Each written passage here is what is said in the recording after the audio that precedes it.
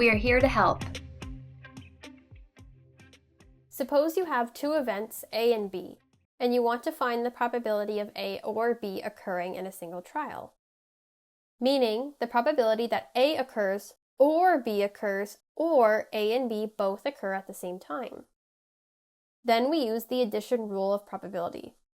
The probability of A or B occurring is equal to the probability of A plus the probability of B minus the probability of A and B occurring at the same time. We subtract the probability of A and B occurring at the same time to correct for double counting. The probability of A in a single trial is the size of A divided by the total population. And the probability of B in a single trial is the size of B divided by the total population. In doing this, we end up counting the intersection between A and B twice. So we subtract the probability of A and B to correct this. Let's look at an example of the addition rule.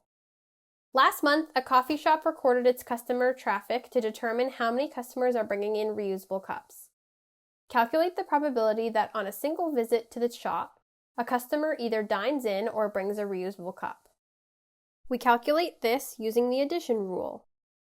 There are 1,105 customers in total. The probability of a customer dining in is the total number of customers who dined in divided by the total customers. The probability of a customer bringing a reusable cup is the total number of customers who brought a reusable cup divided by the total customers, minus the probability that a customer dines in with their reusable cup divided by the total customers. And we get that the probability of a customer dining in or bringing in a reusable cup in a single visit is 0.77 or 77%. Now suppose we want to calculate the probability of events A or B occurring in a single trial. But A and B are mutually exclusive, meaning that A and B cannot occur at the same time. We will still use the addition rule, but now we don't need to subtract the probability of A and B occurring since their intersection doesn't exist. For example, suppose you want to know the probability of drawing a red card or a spade from a standard deck of 52 cards. It would be impossible to draw a red spade since that type of card doesn't exist, so these two events are mutually exclusive.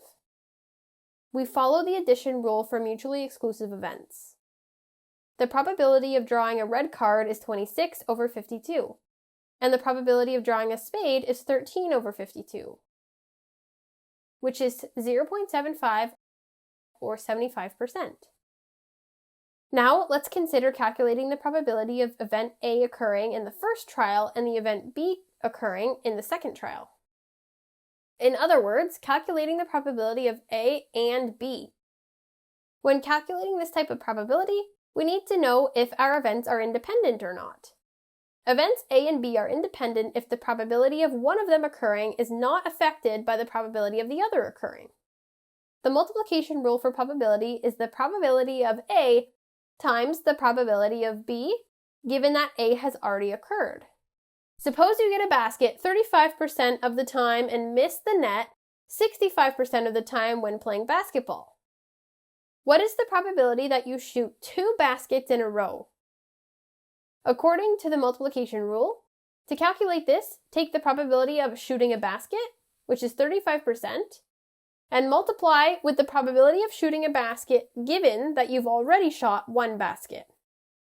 The probability of shooting a basket does not depend on what the outcome was in your previous trial, so the probability of shooting the second basket is also 35%.